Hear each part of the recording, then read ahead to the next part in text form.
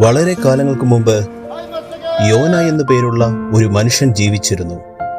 അദ്ദേഹം വളരെ ദയാലുവും ബുദ്ധിമാനുമായിരുന്നതുകൊണ്ട് പട്ടണത്തിലെ ജനങ്ങളെല്ലാവരും വിവിധ തരത്തിലുള്ള ഉപദേശങ്ങൾക്കായി യോനയെ സമീപിച്ചിരുന്നു.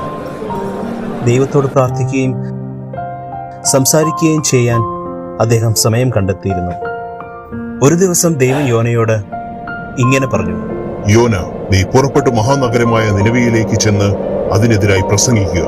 അവരുടെ ദുഷ്ടത അതികഠിനമായി വർദ്ധിച്ചിരിക്കുന്നതിനാൽ ഞാൻ അതിനെ 40 ദിവസത്തിനകം നശിപ്പിക്കുവാൻ തീരുമാനിച്ചിരിക്കുന്നു.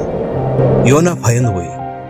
എന്നാൽ ദൈവത്തിന്റെ നിർദ്ദേശത്തെ അനുസരിക്കാതെ നിനവേയ്ക്ക് പോകാതെ തർസീസിലേക്കുള്ള കപ്പലിൽ കയറി യോന യാത്ര തിരിച്ചു.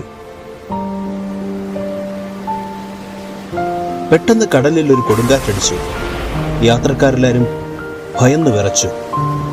ആരുടെ നിമിത്തമാണ് ഈ ദുരന്തം എത്തിയത് എന്ന് കണ്ടെത്താൻ അവർ ശ്രമിച്ചു.